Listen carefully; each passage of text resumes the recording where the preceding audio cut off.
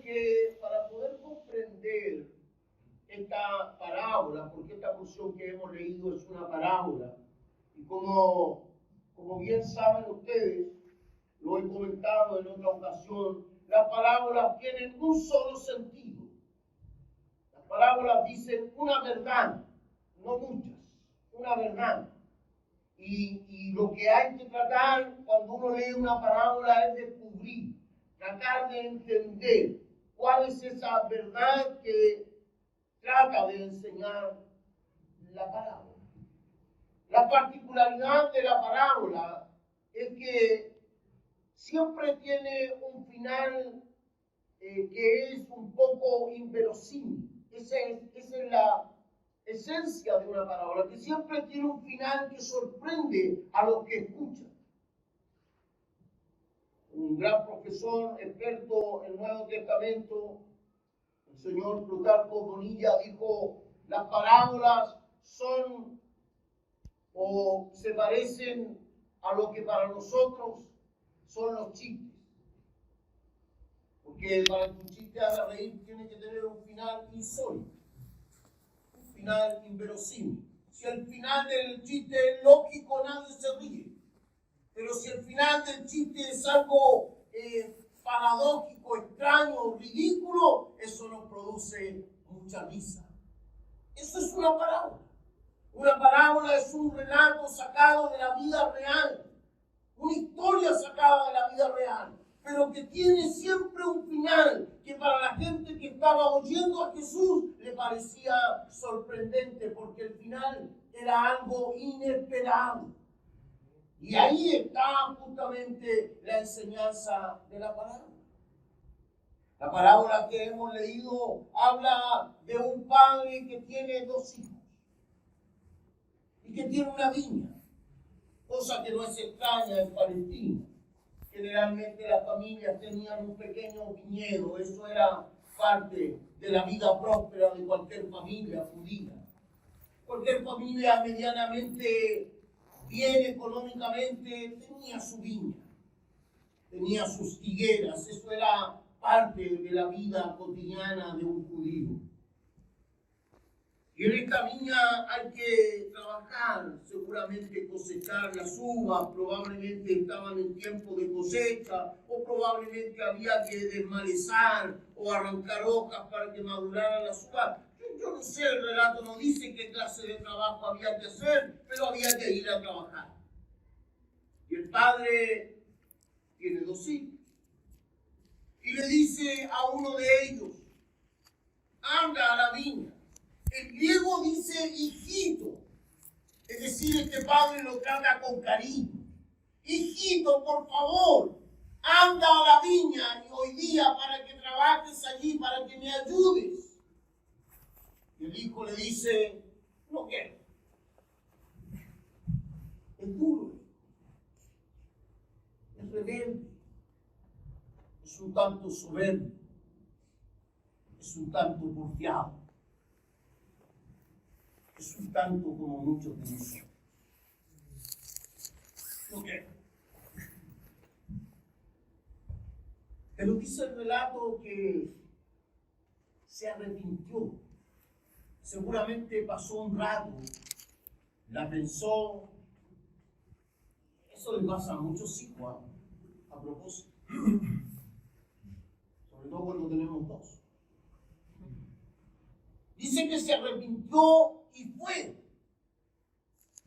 Decidió ir a trabajar. Pero dice que le dijo a su segundo hijo, como el primero se había negado, fue el padre y le dice a su segundo hijo: hijo, por favor, quiero que vayas a la viña y trabajes hoy día. ¿Y qué le dice? ¿Cómo responde el segundo hijo? Encantado, padre, señor mío, no faltaba más. Ni digas, voy inmediatamente. Pero no fue. Este hijo era fraudulento, truculento, medio oscuro. ¿Ah? Sí, era adulador. Mi señor, supuesto que voy. Pero no fue. ¿Por qué está parado? Dice el relato que Jesús le pregunta a un grupo de personas que habían allí, ¿cierto?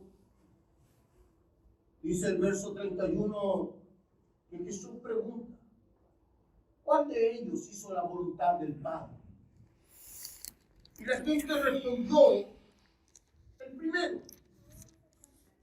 Porque a pesar de que contestó de manera dura, de manera grosera, de manera porfiada, finalmente se arrepintió y fue. Por lo tanto hizo la voluntad del Padre. Es curioso el relato. De cierto digo que los publicanos y las rameras. Mire, el relato no identifica a quienes les pregunta Jesús, pero sí identifica quiénes son los obedientes. Y dice que los obedientes son esos personajes rechazados por la religión de la época.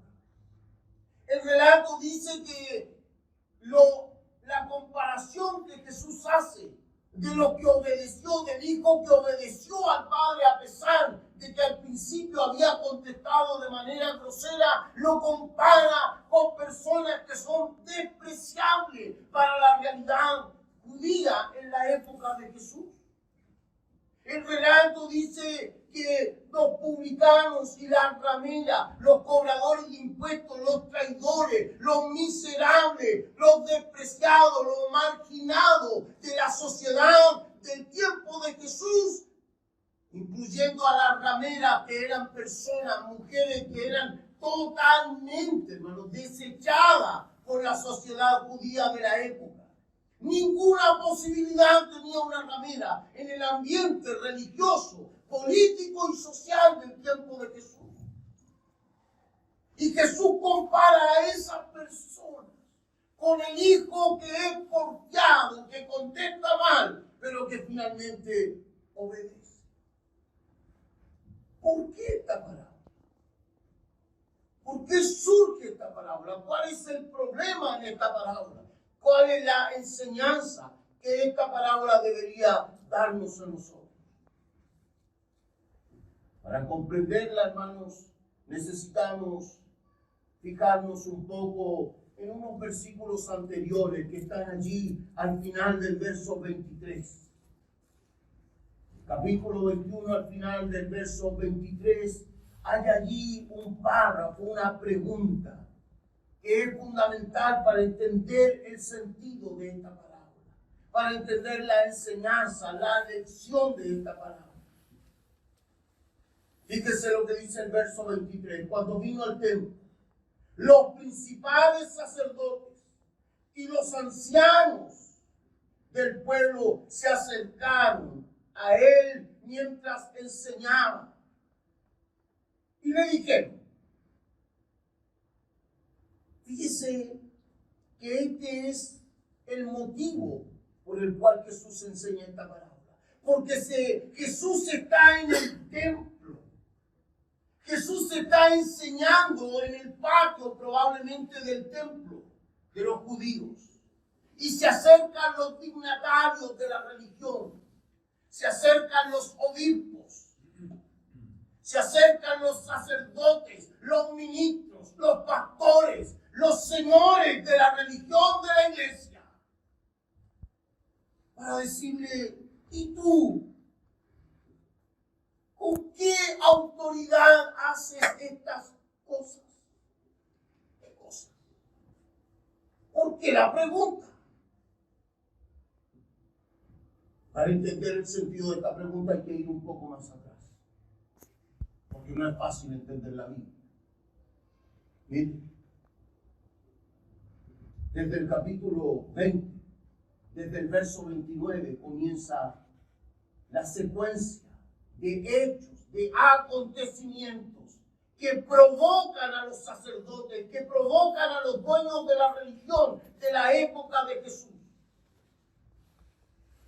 Cuando Jesús sale de la ciudad de Jericó para ir a Jerusalén, al templo, cuando decide salir de la ciudad de Jericó, salen a su encuentro dos ciegos y Jesús los sana. Luego, cuando Jesús llega cerca de la ciudad de Jerusalén, manda a sus discípulos a buscar a un asno, a un burro, un pollino. Pone una manta sobre el burro y decide entrar a la ciudad de Jerusalén. En plena semana festiva, en plena fiesta de la independencia de Israel, decide entrar Jesús al más puro estilo de lo que había profetizado Zacarías. El rey entraría montado en un asno, dijo el profeta, a la ciudad santa. Y Jesús, sabiendo esto, prepara un burro, se sienta sobre él y decide entrar a la ciudad de Jerusalén. Hasta ahí ya los principales sacerdotes, los dignatarios de Israel, los jefes de la religión, se están sintiendo incómodos. ¿Quién es este? ¿De dónde salió? ¿Quién es este hijo del carpintero que se atreve a sanar ciego, que después entra triunfante a la ciudad de Jerusalén como si fuera un rey? Pero no solo eso. Una vez que está en el templo, comienza a desarmar a patadas las mesas de los cambistas. En el templo, hermano, se había instalado en el tiempo de Jesús una cantidad de mercado, gente que se dedicaba a vender y a cambiar monedas, porque no se podía dar ofrenda con cualquier moneda. Y la mayoría de los judíos que venían al templo venían de otras ciudades con monedas extranjeras y tenían que cambiarla por el dinero que se daba solamente en el templo, moneda judía. Pero no solo eso, tenían que comprar animales que fueran sin tacha para poder celebrar sacrificio. ¿Y cómo encontrar un animal sin defecto? Entonces los sacerdotes lo que hacían era vender el animal, vender un cordero. Usted entraba por la otra puerta para que el otro sacerdote lo sacrificara, y el sacerdote, en vez de sacrificarlo, lo sacaba por detrás y lo venía a vender otra vez, el mismo cordero. Por eso Jesús indigna, porque han hecho de la casa de mi padre, dice, una cueva de ladrones. Y entonces da vuelta a las mesas, se saca su cinto y le da unos correazos, limpia el templo y dice que la casa de su padre es casa de oración, y dice que allí ocurrieron prodigios y milagros. ¡Qué tremendo! Pero no solo eso. Fíjese que en este viajecito que se pegó Jesús, este ratito nomás que se pegó de Jericó al templo, maldijo una higuera, porque la higuera estaba llena de hojas verdes. Y él fue para buscar higos y no encontró nada, solo hojas. Israel era una nación que se sentía muy identificado con la higuera. La higuera era un símbolo usado por los profetas de la antigüedad en Israel para representar al pueblo de Dios. Ahora Jesús maldice la higuera y la higuera se seca. Todos estos acontecimientos hacen que las autoridades, los religiosos de la época, le pregunten a Jesús: ¿y tú? ¿Con qué autoridad? ¿Tú con qué autoridad, con qué poder? ¿Quién te autorizó para sanar enfermos, para limpiar el templo, para entrar como rey a la ciudad de Jerusalén? ¿Tú quién eres? ¿Y cómo responde Jesús? Jesús responde diciéndole: mire, yo les voy a hacer una pregunta a ustedes.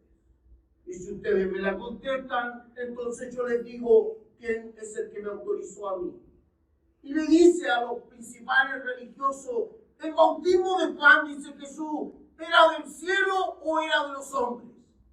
Entonces los principales de la religión de Israel no pudieron contestar. Porque si decían que el bautismo de Juan era de Dios, entonces ellos nunca habían creído al mensaje de Dios.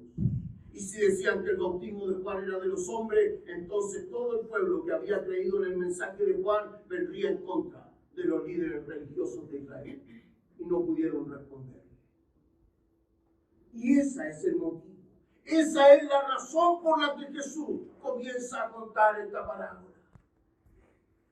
Había un padre que tenía 2 hijos. Y uno de sus hijos se llamaba Israel. Religión, preceptos, leyes, legalismo, exigencias, autoritarismo, abuso. Ese es uno de los hijos. Porque eso es la religión, amados hermanos. La religión en tiempos de Jesús se había convertido en una especie de negocio. La religión en tiempos de Jesús era el negocio de unos pocos que se decían a sí mismos ser santos, que decían de sí mismos que eran especiales, mientras hacían sentir a la gente como gente marginada, como gente podrida, como gente culpable, como gente miserable, como gente que no tenía derecho a nada. Pero esa gente es el otro hijo, el pueblo, el marginado, el despreciado, el que no tiene derecho a nada, el que no tiene cómo pagar una ofrenda, el que no tiene cómo sacrificar un cordero, ese al que los sumos sacerdotes y los escribas y los líderes de la religión hacían sentir miserable, culpable, marginado, podrido, imposibilitado de acercarse a Dios. Esos que no podían llegar ni siquiera a la puerta del templo. Ese es el otro hijo. Un hijo porfiado, un hijo rebelde, un hijo que contesta con dureza, pero que después reflexiona y se arrepiente y corre para entrar en el reino. Les diré una cosa, le dice Jesús a los dignatarios de Israel, a esos que se sentían especiales, a esos que se sentían grandes, magníficos, dueños de la religión, les dice Jesús, les diré algo. Las rameras, los cobradores de impuestos, los marginados, los inservibles, los despreciados, esos van primero en el reino de Dios. Y ustedes, les dice, ¿por qué al ver esto no se arrepienten? La clave de esta parábola, el mensaje de esta parábola, lo que quiere enseñar es de que la única forma de que un ser humano pueda tener una verdadera relación con Dios, escúcheme bien, la única manera, el único medio, el único camino para que un ser humano pueda tener intimidad con Dios no se llama religión, se llama arrepentimiento. No importa lo que haya ocurrido con nuestra vida, no importa lo que haya pasado ayer, no importa si usted se equivocó, no importa si usted no puede dar una gran ofrenda, no importa si usted no da en la medida de la religión, lo que importa es si usted entiende que delante de Dios necesita tener un corazón arrepentido. Eso es suficiente para estar en la presencia de Dios y para gozar de su gracia. Si tuviéramos que hacer algunas aplicaciones prácticas de esta parábola hoy, tendríamos que decir que hay personas que han transformado el evangelio en un negocio. Cuando a usted le dicen que tiene que dar una cantidad de dinero para que Dios lo bendiga, entonces son como esos fariseos hipócritas que quieren hacer de la religión evangélica algo en lo que usted siempre tiene que hacer mérito. Cuando usted, un pastor, lo obliga desde el púlpito a que tiene que ser santo, a que tiene que vivir de una manera determinada, que tiene que ser o comportarse o vestirse de una manera determinada, eso es religión. Eso es fariseísmo. Eso no es gracia de Dios.